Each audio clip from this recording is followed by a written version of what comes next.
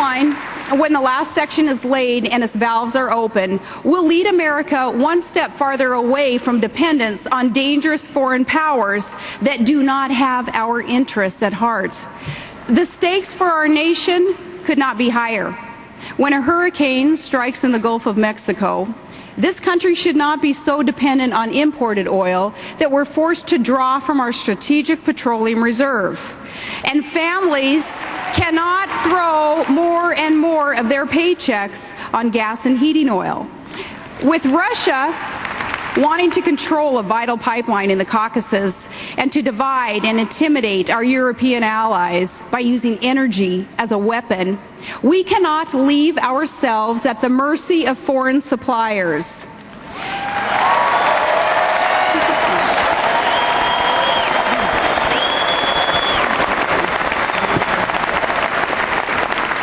To confront the threat that Iran might seek to cut off nearly a fifth of the world's energy supplies, or that terrorists might strike again at the Abqaiq facility in Saudi Arabia, or that Venezuela might shut off its oil discoveries and its deliveries of that source, Americans, we need to produce more of our own oil and gas and take it from a gal who knows the North Slope of Alaska. We've got lots of both.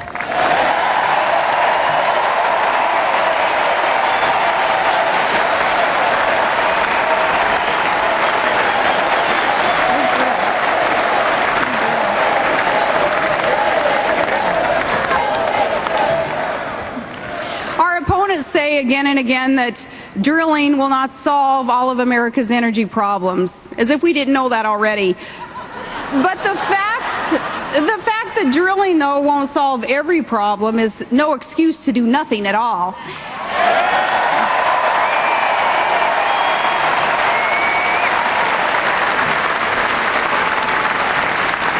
Starting in January, in a McCain-Palin administration, we're going to lay more pipelines and build more nuclear plants and create jobs with clean coal and move forward on solar, wind, geothermal, and other alternative sources.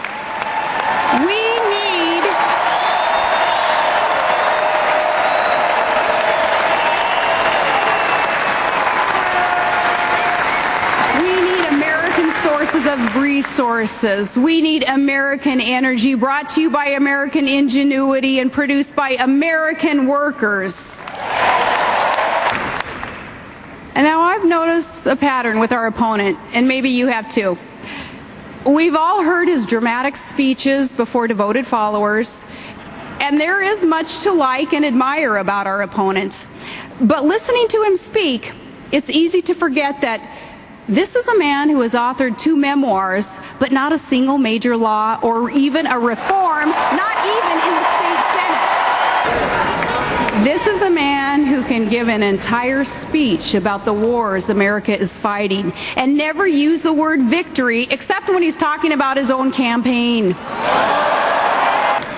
When the cloud of rhetoric has passed, when the roar of the crowd fades away, when the stadium lights go out and those styrofoam Greek columns are hauled back to some studio lot,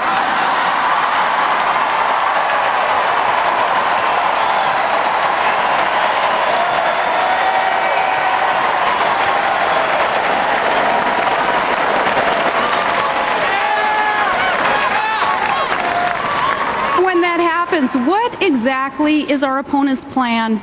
What does he actually seek to accomplish after he's done turning back the waters and healing the planet? The answer is to make government bigger and take more of your money and give you more orders from Washington and to reduce the strength of America in a dangerous world. America needs more energy. Our opponent is against producing it. Victory in Iraq is finally in sight, and he wants to forfeit. Terrorist states are seeking nuclear weapons without delay. He wants to meet them without preconditions. Al-Qaeda terrorists still plot to inflict catastrophic harm on America, and he's worried that someone won't read them their rights. Government is too big. He wants to grow it. Congress spends too much money. He promises more. Taxes are too high, and he wants to raise them. His tax increases are the fine print in his economic plan. And let me be specific. The Democratic nominee for president supports plans to raise income taxes and raise payroll taxes and raise investment income taxes and raise the death tax and raise business taxes and increase the tax burden on the American people by hundreds of billions of dollars.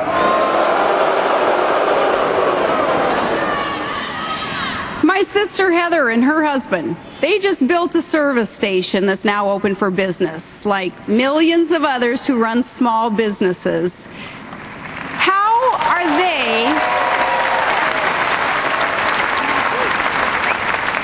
they going to be better off if taxes go up? Or maybe you are trying to keep your job at a plant in Michigan or in Ohio. Or you're trying to create jobs from clean coal from Pennsylvania or West Virginia. You're trying to keep a small farm in the family right here in Minnesota. How are you going to be better off if our opponent adds a massive tax burden to the American economy? Here's how I look at the choice Americans face in this election. In politics, there are some candidates who use change to promote their careers. And then there are those, like John McCain, who use their careers to promote change.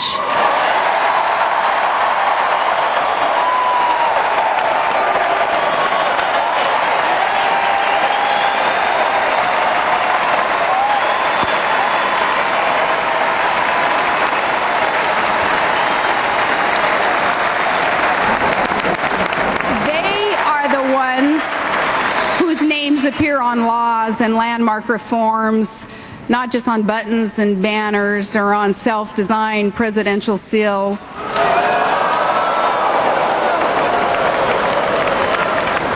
Among politicians, there is the idealism of high-flown speech-making in which crowds are stirringly summoned to support great things. And then there is the idealism of those leaders like John McCain who actually do great things.